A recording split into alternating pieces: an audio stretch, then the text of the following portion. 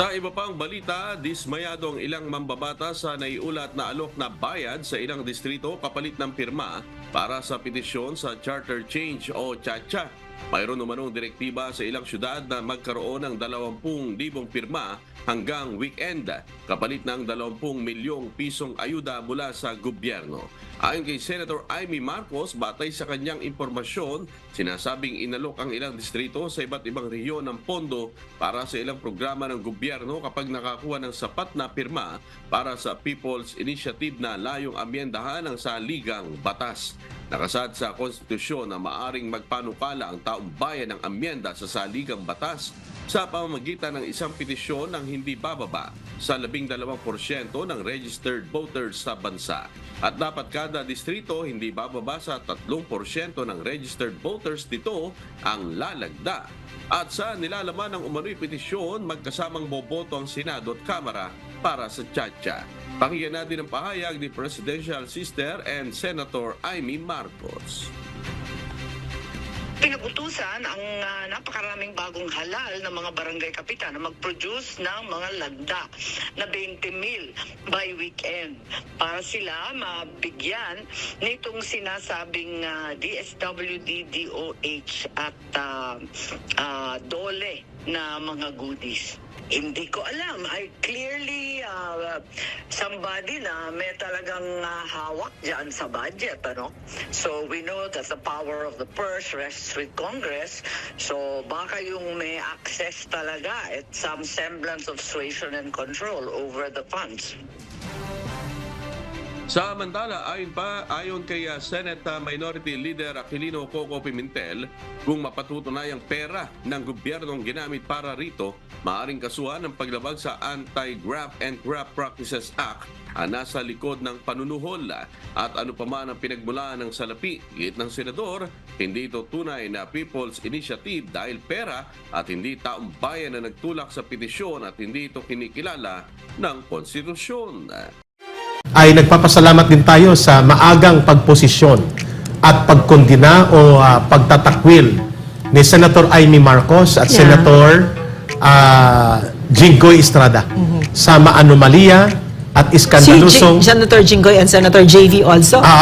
Okay. Sa kanilang pagtatakwil naman, ma'am, sa maanomalya at iskandalusong pagpipirma sa alleged signature buying para ilusot kunwari na may pinipirmahan ang mga mamamayan para baguhin ang konstitusyon. Yung People's Initiative. Yung People's Initiative na isang peke at bogus na mga hakbang sapagkat ito'y dineklara na ng Supreme Court na illegal, walang enabling law, at ito'y exercise in futility. Subalit kumakalat at umaapaw, ma'am, ang mga formas na pinapaabot sa atin at tuloy-tuloy po ang pagtatanong ng taong bayan, saan po ito gagamitin? Ka Eric, at sa laban kasamang bayan. Bigay ka ng background, Eric, kung ano yung papel na yan. Sige. Pinapipirma-pirma. Pwede natin mapakita siguro, Nimes, no, sa ating producer at sa ating team. Nakakabahala. Sa online natin na support team. Nakakabahala po ito ngayon sapagkat tinanong na ni Congressman Ed Selagman, saan ang gagaling ang pondo? Sapagkat bawat pirma, ayon sa mga taga Bicol, ay may mga 100 pesos na ipinamumudmod. Ito ay ayon sa ulat na ipinaabot kay Congressman Ed Selagman mula sa Bicol kung saan sa Albay ay gobernador ang kanyang anak kasalukuyan. Number 2, ang inisyatiba na ito ng kiningnan kong foreman ay mayroong tinatawag na si Attorney Abad. Sino itong Attorney Abad? Kanino siya nagtatrabaho? At ano ang kanyang organisasyon? Nakalagay po siya sa form. Pangatlo, ano po ang papel ng mga mayors at congressmen? Sapagkat ito ay binababa sa barangay, ang iba, sa aking barangay, for example, ma'am, nagtatanong sila kung ito ba ay para sa ayuda, para ba ito sa crisis intervention. So habang malawak ang mga pagtatanong at hindi malinaw ang mga motibo, mas lalong nagkakaroon ng pagdududa ang taong bayan na ito ay isang political maneuver, game plan, para palabasin na magkakaroon ng sentimiento ang mamamayan through pirma o signature campaign at i-convene ng House of Representatives kasi nakalagay doon naman sa form parang ito ay isa-submit sa House of Representatives kina Speaker Martin Romualdez at sa kanila sa lower house ng Kongreso, hindi sa Senado. So kanino po nanggaling ang motibo pundo at ano ang layunin kasi hindi nakasulat anong babaguhin sa konstitusyon. So, ang tinitingnan ngayon ng taong bayan, Miss Ina, Brother Franco, mga Grabe. kababayan, ay gagamitin ito para baguhin ang konstitusyon at sasapawan ang independent participation ng Senado. Sapagkat iginigiit dito na House or Congress voting jointly. Di 318 sila at 224 lang ang mga senador. Pag nagbotohan, ma-outvoted talaga ang Senado. Ngayon, ang tanong ng mamamayan, kaninong interes at benepisyo ito? Lumalabas tuloy na itong pagpapapirma ay hindi para sa pagbabago ng konstitusyon lamang, kundi ito ay pagbabago mismo ng setup ng gobyerno. At sa pamamagitan ng pagkilos ng lower house, ite-technical ngayon ang Senado sapagkat sasabihin sa kanila, Ma'am Lorraine, Miss Ina at Brother Franco, ito na ang sentimento ng mamamayan. Oo, People's Initiative Yeah. ito, kaya i-convene nyo ng sarili nyo na magbago ang konstitusyon and you should vote jointly. So ngayon, ang Senado, itcha-challenge ng lower house. Papayag ba dito mga senador? Nagsalita na po si Senator Amy Marcos at si Senator Jinggoy Estrada, and we know na malamang ito rin ang magiging pagtatanong ngayon ni Senator Robin Hood Padilla, Ma'am Lorraine, sapagkat hindi sincero at totoo ang layunin na para sa kabutihan ng mamamayan at pagsusulong ng kabutihan ng ating pamahalaan, kung hindi mga personal vested interest ng mga politiko na gusto ikutan ang ating saligang batas upang magkonsolida ng poder sa kanilang kamay. Ano, Correct. again, it's very shameless kasi very obvious naman, no, the naked lust for power of the speaker. Kasi ang kaduluduluhan nito ay gusto niya Poder. maging prime minister. Oh, yun talaga. Diba? So, it's a very cynical move again, no, na I don't think it will ever work, no? Kasi ang dami mong nilabag na batas dito.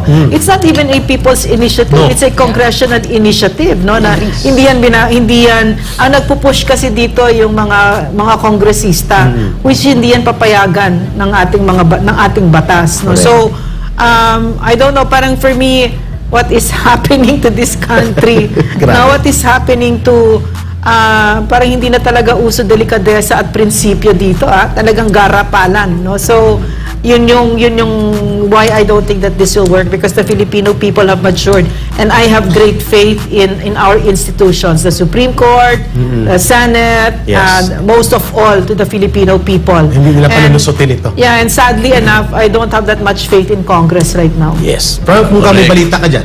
Yes, ka Eric, meron niya ditong natalakay na nakaraan patungkol sa merong dalawang senador na parehong anak ng presidente ang pumalag sa umunoy yung signature campaign.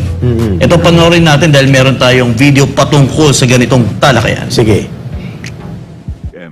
Kasunod ang pagsiwalat ni Albay Congressman Ed Salagman sa umano'y nationwide signature buying ng supermajority ng Kamara para isulong ang charter change o CHACHA, ay umani ito ng pagkondena mula sa mga senador. Sa isang pahayag, kinundina ni Senador Amy Marcos ang mga taong umano'y nanunuhol sa mga distrito, local government units at potensyal na malagdaan na hayag at walang kahiyang pumayag sa isang inisyatiba ng mamamayan. Sa inilahad ni Lagman, ang pipirmang residente sa pinalalagdaang form para sa CHACHA ay bibigyan ng 100 piso at aniya 50% ng pondo ay ibinigay na sa mga alkalde at mga coordinators. Dahil dito sinabi ng nakatatandang kapatid ni Pangulong Bongbong Marcos ng pagbabago sa konstitusyon sa pamamagitan ng mga nabiling pirma na pinagmumukhang People's Initiative ay hindi tama sapagkat ang pagbabago sa ating konstitusyon ay hindi dapat ibinebenta. Ang pahayag ng senadora ay sinigundahan naman ni Senador Jinggoy Estrada.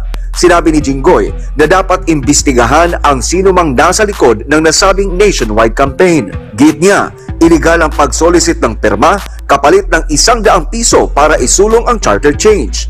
Malinaw anya na paglabag ito sa saligang batas at pagsasantabi sa democratic process. Kaugnay nito ay mayroon ng inilabas na desisyon ang Korte Suprema sa pagsusulong ng People's Initiative taong 2006. Ayon sa Korte, bagamat ang pagbabago ng konstitusyon ay pinapayagan sa pamamagitan ng People's Initiative, ay wala namang compliant implementing law o enabling law para rito. Matatandaan na una nang ipinag-utos ni House Speaker Martin Romualdez sa nakaraang buwan ng Disyembre na repasuhin ang saligang batas para malaman kung dapat ba itong baguhin upang maging mas kaakit-akit para sa mga foreign investors. Pero sa panig naman ni Congressman Lagman ay wala naman siyang partikular na binanggit sa kung sino ang nasa likod ng nasabing umano'y signature buying. Frank? Kaya nakita naman natin na naging pahayag ng ating mga senador patungkol dito na talaga namang hindi karapat-dapat na gawin yung ganitong klaseng pagbili ng pirma, paglagda nila. Kung ito ay totoo, sapagkat na nagsiwalat si Congressman Lagman. Correct, Eric. Ang gusto ko lang dito itanong, para malaman din ng ating mga kababayan, yung sino ba ang may pakana ng ganitong klaseng gawain? Yun. Maganda yung tanong na yan, Brother Franco. Yeah. Sapagkat kung hindi at walang aamin dahil ito ay iskandaluso at maanumali ang hakbang, Kahiya-hiya. kahiya-hiya, doon tayo sa pangyayari. Ang pagbaba ng mga signature campaign ay dumaan sa mga mayor, pero mga congressman din ang tumulong para ito'y maibaba sa mga distrito nila. So, anong interes ng mga congressman na ito? Sinong kumukumpas sa kanila? Alam na natin kung sinong namumuno sa House of Representatives. Number 1 yon. Number 2, nakalagay mismo sa form na kanilang ipinapanawagan sa House of Representatives na mag-convene ng Constituent Assembly. Nakalagay sa form, Franca, at dapat ang Congress ay mag-vote jointly para ma-outnumber ang Senado. Hindi voting separately as two separate chambers of our bicameral legislative body. So, malinaw kung sino ang may motibo. So kung akong tatanungin mo, Frank, nanggaling ito sa mga operations ng House of Representatives. Ngayon, ititrace natin kanino konektado si Attorney Abad na nagpapakilalang para siya ang contact person ng nationwide signature campaign na ito. Ang pangatlo dyan, Frank, sa imong tinatanong kanina, tinanong na rin ito ni Congressman Lagman, hindi man ito aandar pag walang pundo. Lumalabas na may binaba na pundo sa mga mayor. Ang binabanggit kanina ni Congressman Lagman sa balita ay 50% of the budget na i-release na. So kung tag 100 pesos yan, ang target nila is mga 10 to 12 million signatures. Malaki yun, Frank. 100 billion ang gagamitin na pundo. So sino ang may kapasidad na gumastos ng hundreds of millions of pesos to close to several billions of pesos sa isang nationwide campaign na alanganin? Subalit alam natin na ang layunin ay gagamitin ito na tungtungan para, sabi nga ni Ma'am Noreen, i-convert ang Kongreso into Parliament. Ang Senador ay papapayagin sila na i-absorb sila into a transition term, and then all of a sudden magre-resign daw ang Presidente. Ito daw ang plano sapagkat magiging Prime Minister si Speaker of the House at hindi na magkakaroon ng eleksyon kung mailulusot nila before 2025. So, Correct, wait. So, question. So, maganda naman siguro yun. I mean, kung matuloy yan, siguro there are some good things about it, etc., di ba? Kasi yung continuity nandyan because there's a Prime Minister. But, ang papayag siguro ang tao dyan, basta si Martin Romualdez, he inhibits himself. Hindi siya kasali. They will not benefit from the result of the charter Baka change. pumayag tayo dyan. Yes. Pwede. Correct, Eric. Ma'am Lorraine, mamaya balikan natin itong Maganda. mainit na talakayan nito. Pero ngayon ay mapalad tayo dahil makakasama po natin. Walang iba ngayong umaga kundi si ASEC Francis Cesar Bringas, ang Department of Education Assistant Secretary for Field Operations. Magandang umaga po, ASEC Bringas. Good morning, sir. Hi. Hello, good morning. Good Morning. morning, everyone. Magandang Morning, umaga sir. sa mga nakikinig at nanonood. Opo, ASEC, kasama po ninyo sa online edition ng Laban Kasamang Bayan, si Brother Franco, si Miss Ina, si Ma'am Lorraine Badoy, at ako po, si Ka Eric. ASEC, pasensya na po kayo at naabala namin ang inyong mga field inspection work para sa araw na ito bilang bahagi ng inyong tungkulin sa Department of Education. Subalit mahalaga pong malinawan tayo dito sa katanungan ng mga magulang at mamamayan. Una, sinasabi po ng Alliance of Concerned Teachers na alam ko naman na ito ay isang urban operative organization na pinamumunuan ng mga Communist Party cadre na kasama ko, at sinasabi nila na inutil, walang programa at parang hindi handa ang Department of Education sa kasalukuyang sinasabi na magkakaroon ng 17,000 students, senior high school, na madidislocate doon sa pagsasarado at pagtatapos ng offering of senior high school program sa mga state colleges and universities and local universities and colleges. Once and for all, mainam po na manggagaling sa Department of Education ang paglilinaw ng ating tamang approach at tamang mga programang nakatuon sa pag-aagapay sa ganitong kinakaharap na usapin sa 17,000 almost na madidislocate daw ng mga senior high school students. Go ahead po, Asek Bringas. Okay, Ka-Franco, i-clarify lang natin, no, itong 17,700 na mga incoming grade 12, sila yung mga currently nasa grade 11 among our around 160 SUCs and LUCs all over the country, no? At ito ay kayang i-absorb ng Department of Education kasi sila ay distributed over 60 schools divisions naman, no? Okay, klaro. Ang medyo malalaki lang na enrollment natin ay nasa urban cities gaya ng Marikina, Makati, and Taguig. Sila yung malalaking enrollment. But for the rest of the SUs and LUs, very minimal yung kanilang enrollment dahil nakapag-start na rin naman sila mag-cut down ng kanilang enrollment for the past 2 years. Dahil nga yung transition period na sinasabi natin ay nag-lapse na. So, yung ating mga madi-displaced na learners by next school year, ang lahat ng mga concerned SDOs natin gumagawa na at yung iba nakagawa na ng kanilang mga transition plans kung saan na-identify na nila kung saan mga public schools or possibly other private schools ang maaring pag-transferan ng mga learners na magiging affected yan. At ina-assure ng department na bibigyan ng tama at sapat na assistance sa mga parents para yung maging transfer ng mga bata ay maging seamless and smooth para hindi na sila mahirapan sa pag-transfer ng kanilang mga anak. Klaro. Asek, second follow-up question ko lang, din ipapasa ko kay Ma'am Lorraine Badoy, kay Brother Franco at kay Miss Ina. Gaano po kahanda ang maayos na ugnayan at coordination ng Department of Education at ng Commission on Higher Education para po sa ating organisadong transisyon na ma-accommodate at maayos po ang ganitong kinakaharap na usapin dahil napaliwanag nyo na nakahanda pala ng sapat ang ating Department of Education on the part of coordination sa ating Higher Education Commission. Is there also a continuation of coordinative process and activities of program related sa paghahanda sa ganitong usapin?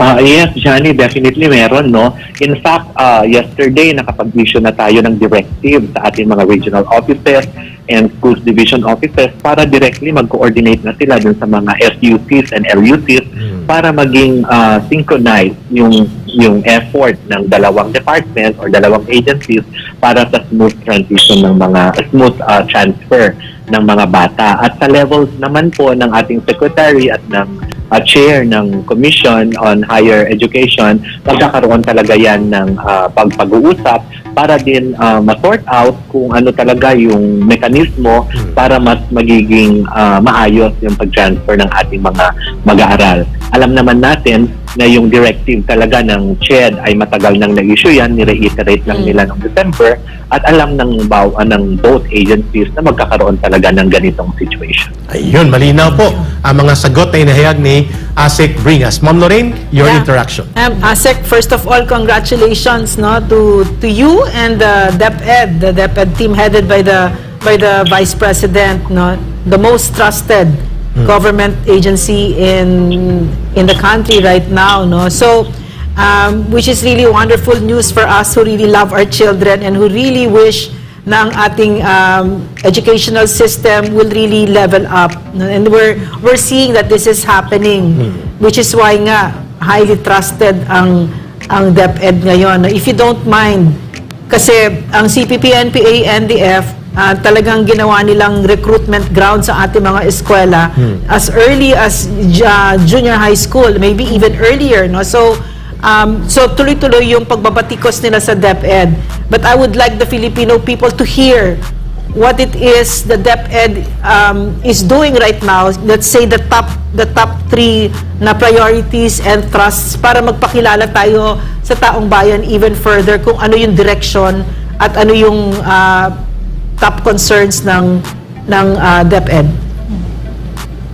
Thank you, Lorraine. We are so honored and grateful sa ating public na despite yung mga criticisms and cynicisms about the department, ay nananatiling mataas ang trust rating ng publiko sa ating ahensya. Dahil din siguro ito sa mga programang inilunsad ng ating bagong administrasyon, particularly yung matatag agenda, kung saan nakapaglunsad na tayo ng ating matatag curriculum, which is really a curriculum that aims to address yung mga learning losses natin over the past years, no?